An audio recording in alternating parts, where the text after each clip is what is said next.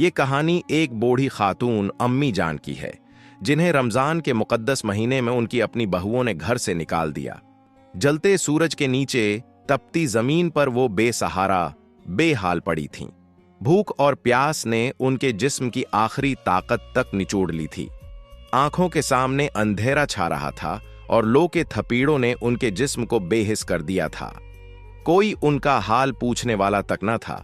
कांपते होंठों से सिर्फ एक दर्द भरी सस्की निकली, या अल्लाह, मुझसे अब और नहीं चला जाता।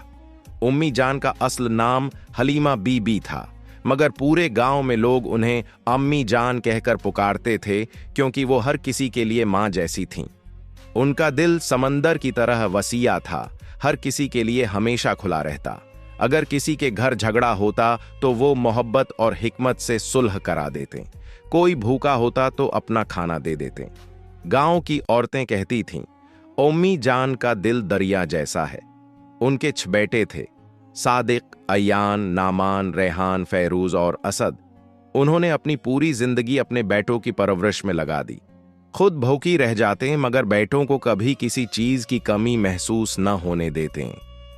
जब बेटे बड़े हुए और शादी का वक्त आया तो उन्होंने अपनी हैसियत से बढ़कर शादियां करवाएं, ताकि घर में बरकत और खुशियां आएं। शुरू में सब कुछ ठीक था, घर में रौनक और चहल पहल थी, मगर आहिस्ता आहिस्ता बहुओं का रवैया बदलने लगा। वो जो पहले अदब से बात करती थीं, अब सख्त जबान इस्तेमाल करने लगें। अगर उम्मी जान कुछ कहते हैं तो तंजिया जवाब दिया जाता। अब हम भी उस घर की मालकन हैं, हर चीज आपके हिसाब से नहीं चलेगी। पहले जहां उनके खाने पीने का पूरा ख्याल रखा जाता था, अब वक्त पर खाना भी नहीं दिया जाता। पहले बहुएं इज्जत से पेश आती थीं, अब कोई सीधे मना बात तक न करता। बेटे जो हर बात में उनसे मशूरा करते थे, अब बीवियों के कहने पर कहते, अम्मी आप बूढ़ी हो चुकी हैं, हर चीज में मुदाखलत मत किया करें। फिर एक दिन अम्मी जान को तेज बुखार हो गया। कमजोरी की वजह से वो उठ भी नहीं पा रही थीं। उन्होंने छोटी बहू से कहा, बेटी जरा पानी दे दो, बहुत प्यास लगी है। छोटी है। बहू झंझला कर बोली, इतना काम करते करते मेरी कमर टूट गई है और आपको बस हुक्म चलाने की पड़ी है। अगर इतनी तकलीफ हो रही है तो बेटों से कहिए आपके लिए नौकरानी रख लें। तीसरी बहू ने हद ही कर दी, आमी जान अब आप अपनी आखिरी उम्र में आराम कीजिए, हमसे घर के कामों की उम्मीद मत रखिए। जब बेटे घर लौटे तो बहुओं ने कह दिया कि ये तो बस हल्का सा बुखार है, बढ़ापे में ऐसा होता रहता है। किसी ने अम्मी जान का हाल तक न पूछा।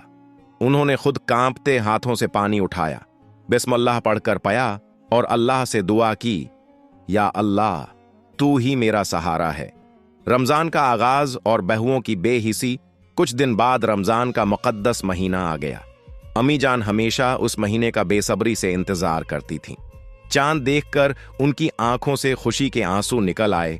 या अल्लाह, तूने मुझे एक और रमजान अता किया, तेरा लाख लाख शुक्र।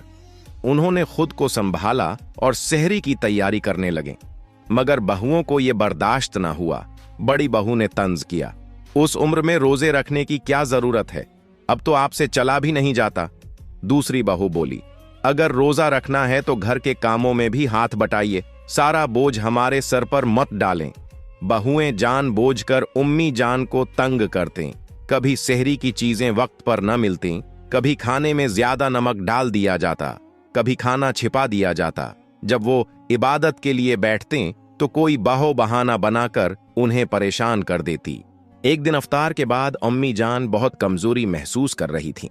उन्होंने छोटी बहू से कहा, बेटी जरा सा पानी दे दो, बहुत कमजोरी लग रही है। मगर छोटी बहू ने पानी तो दे दिया, मगर बेरहमी से बोली, अगर रोजा रखने का इतना ही शौक है तो तकलीफें भी सहना सीखें, बार बार हमें हुक्म न दिया करें। अम्मी जान का दिल बहुत दुखा, मगर उन्होंने सब्र किया। जब भी बहुएं उन्हें तकलीफ देते, वो सिर्फ एक ही बात कहती, अल्लाह सब देख रहा है। मेरा रोजा सिर्फ भूखा रहने के लिए नहीं, बल्कि सब्र करने के लिए भी है। यह सुनकर बहुओं को और गुस्सा आ जाता, मगर अम्मी जान हर बार अल्लाह का नाम लेकर सब कुछ बर्दाश्त कर लेते। एक दिन बड़ी बहू गुस्से में अम्मी जान के कमरे में आई और चलाकर बोली, अम्मी जान, आप यहां आराम से बैठकर इबादत कर रही हैं और उधर मैं अकेली सारा घर संभाल रही हूं। अम्मी जान ने नरम लहजे में कहा, बेटी, मैं रोजे से हूं, ज्यादा मेहनत वाला काम नहीं कर सकती, मगर जितना हो सके मैं मदद कर दूंगी। मगर बड़ी बहू को यह जवाब पसंद न आया। उसने तंज करते हुए कहा, बस बहाने मत बनाएं। जब खाने का वक्त आता है तो आपको भूख लगती है, और जब काम की बारी आती है तो रोजे का बहाना बना लेती हैं। ये कहकर उसने जबरदस्ती अम्मी जान का हाथ पकड़ा और उन्हें घसीट कर बावर्ची खाने में ले गई।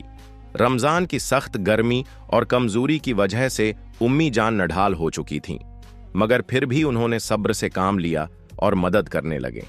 थोड़ी ही देर में उनकी हालत बिगड़ने लगी, हाथ कांपने लगे, आंखों के आगे अंधेरा छाने लगा और आखिरकार वो बेहोश होकर जमीन पर गिर पड़े। मगर बड़ी बहू को कोई रहम न आया, अल्टा वो मजीद गुस्से में आ गई और उन्हें घर से घसीट कर बाहर फेंक दिया। अगर तुम घर का काम नहीं कर सकते तो बाहर बैठो, यहां रहने की जरूरत नहीं। अम्मी जान जमीन पर बेहाल पड़ी थीं, मगर उन्होंने कोई शिकायत न की, बस आसमान की तरफ देखा और कहा, या अल्लाह, तो सब देख रहा है। अल्लाह की लाठी बेआवाज होती है। अगले ही लम्हे जब बड़ी बहू बावर्ची खाने में वापस गई तो उसका पांव फसला और वो सीधा उबलते हुए तेल के बर्तन में जा गिरी। पूरी हवेली उसकी चीखों से गूंज उठी। इसका चेहरा और जिस्म बुरी तरह झलस गया। यही वो लम्हा था जब उसे अपनी गलतियों का एहसास हुआ। वो ससकते हुए बोली, अल्लाह ने मुझे मेरे गुनाहों की सजा दे दी। यही दुनिया का कानून है, जुल्म ज्यादा देर तक नहीं चलता और अल्लाह का इंसाफ हमेशा होता है। जब बड़ी बहू तकलीफ में तड़प रही थी तो पूरे घर में सुनाटा छा गया। किसी को समझ नहीं आ रहा था कि क्या करें। इसी वक्त उम्मी जान ने कमजोरी के बावजूद हिम्मत की और बहू के पास जाकर उसका सिर अपनी गोद में रख लिया। आंसुओं के साथ बहू ने कामपति आवाज में कहा, उम्मी जान, मैं बहुत बड़ी गलती कर चुकी हूं, मुझे माफ कर दें। मैंने हमेशा आपके साथ बुरा सलूक किया, मगर आपने बदले में मेरे लिए दुआ ही की। अल्लाह ने मुझे मेरे जुल्म की सजा दे दी। ये देखकर बाकी बहुओं के दिल भी पिघल गए। वो सब उम्मी जान के कदमों में आकर रोने लगे और कहा, उम्मी जान, हम सब ने आपके साथ नाइंसाफी की, हमें मुआफ कर दें। उम्मी जान ने सबको गले लगाया और इस दिन के बाद सबका रवैया बिल्कुल बदल गया। बहुएं उनका पहले से ज्यादा ख्याल रखने लगे, हर वक्त इज्जत और मोहब्बत से पेश आते। घर में एक बार फिर सुकून और बरकत लौट आई।